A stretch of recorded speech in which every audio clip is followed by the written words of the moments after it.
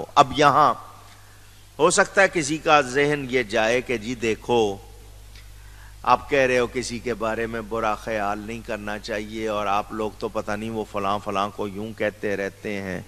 بدعقیدہ لوگوں کے سن لو، ایک ہے عملی برائی، ایک ہے عقیدے کی برائی۔ سن لو، مسئلہ آ گیا ہے تو سن لو۔ کسی کا عمل خراب ہے، مثلا یہ کہ پتہ لگے کسی نے شراب پی ہے، زنا کیا ہے، جھوٹ بولا ہے، قتل کیا ہے، یہ عمل کی برائی ہے۔ کیا ہے؟ اونچی۔ اور پتہ چلے کسی نے اللہ کے لیے، نبی کے لیے، قرآن کے لیے، صحابہ کے لیے، ازواج مطہرات اہل بیت کے لیے برا کلام کیا ہے، یہ ایمان کی غلطی برائی ہے، یہ ایمانی غلطی ہے۔ ہم کسی کے عمل کے حوالے سے اگر چپ رہ جاتے ہیں تو اس کی گنجائش ہے، کسی کے عقیدے کی خرابی کے بارے میں چپ رہ سکتے نہیں۔ یہ فرق ہے، یاد رکھنا۔ ایک ہے فاسق فی العمل، ایک ہے فاسق فی العقیدہ۔ ایک عمل میں خراب ہے، ایک عقیدے میں خراب ہے۔ جو عقیدے میں خراب ہے اس کی رعایت کی جا سکتی۔ ہاں، یہ ذہن میں رہے، کہیں آپ کہیں کہ جی آپ بار بار کہہ رہے ہیں برا نہیں کہنا چاہیے، تو کس کو؟ اس کو توبہ کی طرف لائیں جو بد عمل ہے، لیکن جو بد عقیدہ ہے جب تک وہ اپنا عقیدے درست نہیں کرتا اس کے ساتھ رعایت ہو سکتی نہیں۔ اب دوسری بات بھی سن لیں، قرآن کا کیا کریں گے آپ؟ قرآن میں جس کے عقیدے خراب ہیں اللہ نے ان کی برائی بیان کی ہے یا نہیں؟ اونچی۔ تو پتہ چلا جس کے عقیدے خراب ہوں اس کی برائی کا ذکر کرنا تو قرآن ہے، یہ تو قرآن نے سکھایا ہے۔ اسی طرح کہا جاتا ہے سینے میں کینہ نہ رکھو، تو مسلمان کے لیے کینہ نہیں رکھے گا، لیکن جس کا عقیدہ خراب ہے اس کے لیے کینہ رکھنا تو ضروری ہے، اس کے لیے کینہ رکھنا تو ضروری ہے۔ یہ ذہن میں رہے، میں نے اس لیے مسئلہ آپ کو سنا دیا تاکہ آپ کو معلوم ہو۔ کچھ لوگ کہتے ہیں نہیں جی اجی کافر کو بھی کافر نہ کہو، کیا پتا کب مسلمان ہو جائے، تو پھر مسلمان کو بھی مسلمان نہ کہو، کیا پتا کب کافر ہو جائے۔ اجی اپنا عقیدہ چھوڑو نہیں، دوسرے کے عقیدے کو چھیڑو نہیں، یہ کہاں سے نکال لی ہیں باتیں آپ نے؟ چھیڑو نہیں، قرآن ہے، اللہ واضح فرما رہا ہے فی قلوبہم مرض، ان کے دل میں بیماری ہے، اللہ فرما رہا ہے ان کے ساتھ سختی سے پیش آؤ، اور تم کہتے ہیں چھیڑو نہیں۔ تو قرآن کے حکم کے مقابلے میں اللہ اور اس کے رسول کے ارشاد کے مقابلے میں کسی کی بات مانی جا سکتی؟ اونچی۔ ہاں جی۔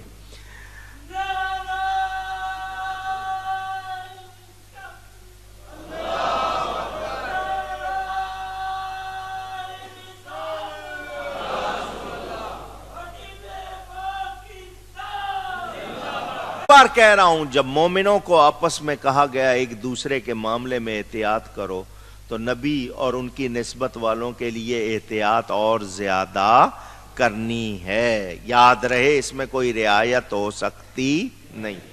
میرے دوستوں اور بزرگوں، کبھی کبھی انسان کی یہ حالت ہوتی ہے وہ اپنی بات پر بھی گواہ پیش نہیں کر سکتا، ایسی کیفیت ہوتی ہے، تو اسے شرن تو جھوٹا کہا جائے گا، لیکن عند اللہ، اللہ کے نزدیک وہ سچا۔ مثلا میں نے یہ بات نہیں کہی، اب کوئی گواہ نہیں ہے وہاں پہ، میں نے جس کو کہوں کہ جی یہ سننے والا تھا یا دیکھنے والا تھا، تو لوگوں کے نزدیک تو شاید وہ جھوٹا ہو جائے گا، مگر اللہ کے نزدیک سچا ہوگا۔ مگر دنیا میں احکام کا دار و مدار ظاہر پر ہے، شریعت ظاہر پر حکم لگاتی ہے، تو یہ اللہ تعالیٰ نے دنیاوی احکام بیان کیے ہیں کہ انسان اگر کوئی ایسی بات اس پر گواہ نہیں ہے تو وہ مسئلہ، مثلا آپ نے کتنی مرتبہ یہ سنا ہوا ہے حضرت علی کرم اللہ تعالی وجہ الکریم کی زرہ جو پہنتے تھے جنگ کرتے ہوئے، وہ لوہے کی بنی ہوئی ویسٹ کوٹ، تاکہ کوئی اگر تیر مارے یا تلوار مارے تو جسم نہ کٹے، وہ زرہ پہنی جاتی تھی۔ اس کا ایک یہودی کے ساتھ معاملہ تھا، حضرت علی کی وہ زرہ تھی، یہودی کو گروی رکھوائی تھی یا ویسے رکھی تھی، واپس لینی تھی۔ اس نے کہا جی اگر آپ کی ہے تو گواہ پیش کریں۔ حضرت علی اس وقت خلیفہ ہیں، حاکم ہیں، بادشاہ ہیں، اس نے کہا پیش کریں، اگر آپ کی ہے تو گواہ پیش کریں۔ مقدمہ چلا گیا، حضرت علی نے جس شخص کو جج لگایا، قاضی لگایا، اس کی عدالت میں مقدمہ چلا گیا. حضرت علی خلیفہ وقت ہو کے پیش ہو رہے ہیں. یہودی نے مقدمہ کیا کہ جی یہ مجھ سے مانگ رہے ہیں، ان سے کہیں گواہ پیش کریں. حضرت علی سے کہا گیا گواہ پیش کرو، خود وہ جج کہہ رہا ہے. حضرت علی نے فرمایا میرا بیٹا گواہ، میرا غلام گواہ. ان کا بیٹے اور غلام کی گواہی باپ کے لیے یا آقا کے لیے قبول. حالانکہ حضرت علی کی وہ زرہ تھی، وہ سچے تھے، بیٹا بھی گواہ تھا، غلام بھی، لیکن جج نے کہہ دیا قانون میں اس کی گنجائش. حضرت علی نے یہ نہیں کہا کہ جب میں کہہ رہا ہوں میں بادشاہ ہوں، میں کہہ رہا ہوں خلیفہ ہوں، نہیں، چپ ہو گئے.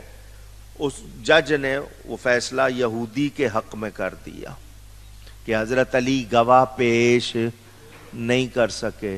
اس یہودی نے دیکھا یہ خلیفہ وقت ہے، ان کا مقرر کیا ہوا جج ہے، اور بیٹا گواہ بھی ہے، غلام گواہ بھی ہے، اس کے باوجود جج نے فیصلہ قانون کے مطابق دیا. اس نے کہا زیرا بعد میں ہوتی رہے گی فیصلہ، میں وہ دین قبول کرنا چاہتا ہوں جو ایسے فیصلے کرتا ہے. اللہ.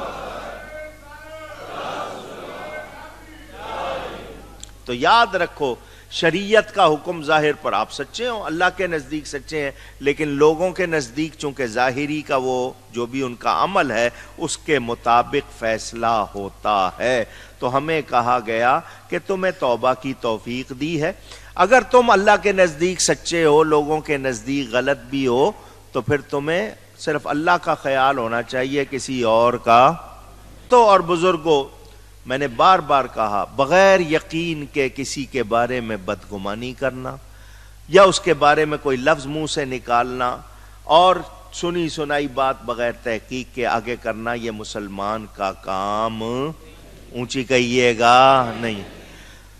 تو ہمیں اپنے منہوں کو سنبھالنا ہے، زبانوں کو سنبھالنا ہے اور کوشش کرنی ہے. اللہ کیا فرما رہا ہے؟ اللہ کا فضل اور اس کی رحمت نہ ہوتی، یہ مسلمان مردوں عورتوں کو اللہ نے فرمایا اس کا فضل اور اس کی رحمت نہ ہوتی تو تمہارا حال تو بہت برا ہونا تھا. فضل کون ہے؟ رحمت کون ہے؟ میرے نبی پاک صلی اللہ علیہ وسلم. اللہ کا فضل عظیم اور سب سے بڑی رحمت. یہ نہ ہوتے تو تمہارا حال بہت برا ہونا تھا. یہ جو نعمتیں مل رہی ہیں سب انہی کا صدقہ ہے، انہی کا.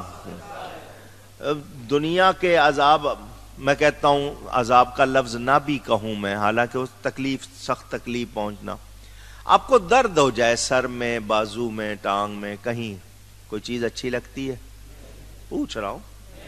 سیر کو جاؤں، کہیں تفریح کو جاؤں، تکلیف کی وجہ سے کوئی چیز اچھی لگتی؟ چھوٹا سا درد جو ہو جاتا ہے، اس تکلیف میں آپ کے سارے مزے چلے جاتے ہیں.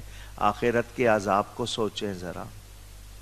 اللہ بچائے، اللہ ہم سب کو دنیا و آخرت میں عذاب سے بچائے، مگر ہمیں اس سے بچنے کی کوشش بھی تو کرنی ہے نا.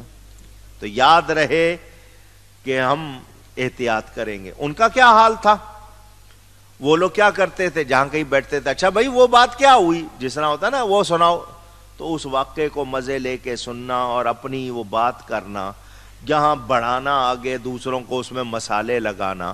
تو جھوٹی بات کا ذکر بھی اچھا، اونچی کہیے، یہ آپ کے لیے بہت بڑا پیغام.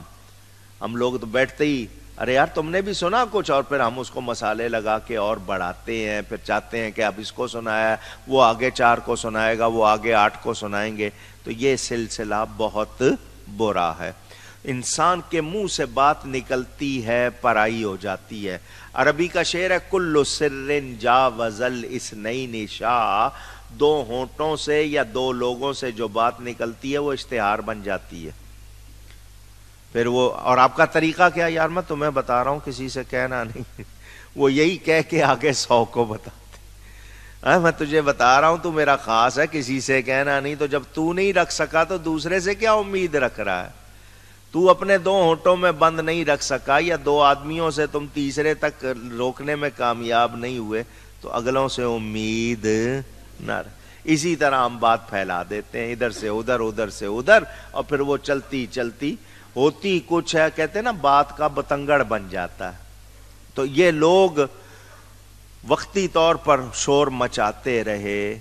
صاف کہہ دیا گیا ایسی بات مت کہو جو صرف زبان تک محدود ہو اور دل سے اس کا کوئی تعلق نہ ہو. ایسے اس چیز کو علم کہا جا سکتا نہیں. آئیے اگلی آیتیں پڑھتا ہوں.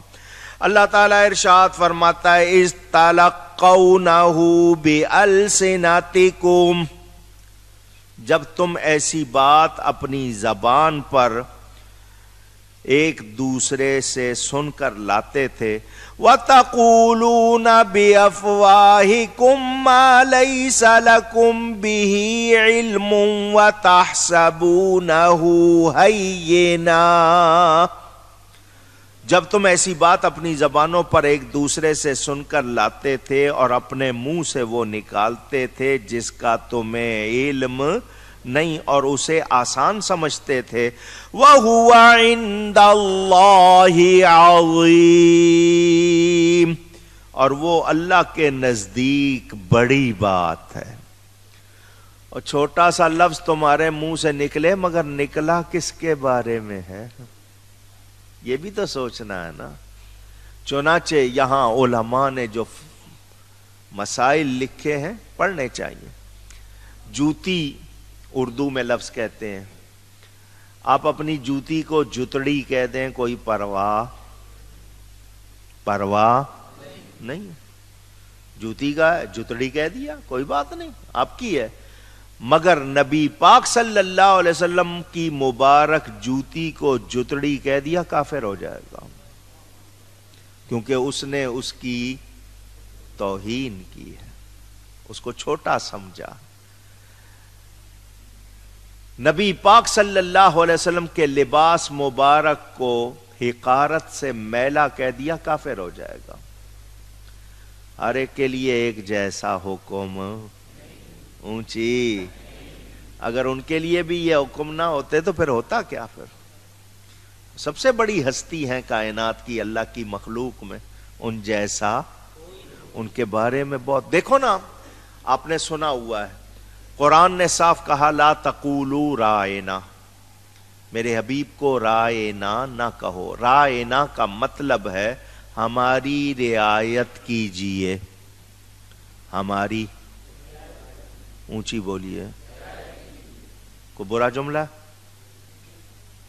دیکھنے میں کوئی برائی، وہ ہماری رعایت کیجئے. مگر یہودیوں کے ہاں اس کو برا سمجھا جاتا تھا. رائنا بولتے تھے مگر اس کو برا لیا جاتا تھا. اس میں ایک ڈر اور بھی تھا، رائنا کو کھینچ کر رائنا پڑھ لیا جائے. رائی کہتے ہیں چرواہے کو، رائنا کا مطلب ہمارا چرواہا. یہ بھی گنجائش تھی. دوسری قوم میں اس کو برا لیا جاتا تھا. اللہ نے حکم دے دیا میرے حبیب کو یہ لفظ بھی نہیں کہنا. کیا کہنا ہے؟ وَقُولُ انظُرْنَا، ہم پر نظر کرم کیجئے. خود اللہ سکھا رہا ہے. وہ لفظ جو دوسری قوم میں برا تھا اللہ نے فرمایا میرے نبی کے لیے کہنا بھی نہیں. تو جب اتنا پتا چل گیا کہ کوئی ایسا لفظ جس کے معنی کہیں غلط بھی ہو سکتے ہیں وہ بولا جا سکتا نہیں، تو ان کے بارے میں منہ کھول کے کوئی بات کرے، منہ لمبا کر کے بات کرے، منہ پھاڑ کے بات کرے، برداشت کی جائے گی؟ اسی لیے معمولی سی بھی بے ادبی کی گنجائش نہیں ہو سکتی. ادب کرنا ہے، ادب کرنا ہے. وہاں کی خاک کا بھی ادب کرنا ہے. کانٹا چبھ گیا کسی کو مدینے میں، اس کے ہائے نکلنے کی بجائے منہ سے الحمدللہ نکل گیا. لوگوں نے کہا کانٹا چبھا ہے، کہنے لگا مدینے میں چبھا ہے، یہاں کا کانٹا ہے. تو یہ محبت ہوتی ادب والی، اس شہر کا ادب کرنا ہے. کہنے والے کیا کہتے ہیں؟ نسبت خود بسگت کر دم بس منفعلم، زاں کے نسبت بسگے کوئے تو شد بے ادبیز. میں اگر اپنے آپ کو کتا کہوں نبی کا کہ میں نبی کا کتا ہوں تو کہتے ہیں میں شرمندہ ہو رہا ہوں، میں تو آپ کی گلی کا کتا کہلانے کے بھی لائق نہیں ہوں۔ ادب کے تقاضے تو یہ تھے، اور ہم نے اپنے آپ کو کیسا کر لیا، کیا کہتے ہیں، سوچنا چاہیے۔ میرے دوستوں اور بزرگوں، یہ تفسیر کا بیان جاری ہے، ابھی بہت سی باتیں ہیں، ہمت کروں گا اور بھی کچھ باتیں کھل کے کر سکوں، ورنہ اگلی آیت انشاءاللہ اللہ تعالی صحیح بیان کرنے کی توفیق عطا فرمائے۔ گفتگو میں کوئی غلطی ہوئی ہو اللہ کی بارگاہ میں توبہ کرتا ہوں۔ وآخر دعوانا ان الحمد للہ رب العالمین۔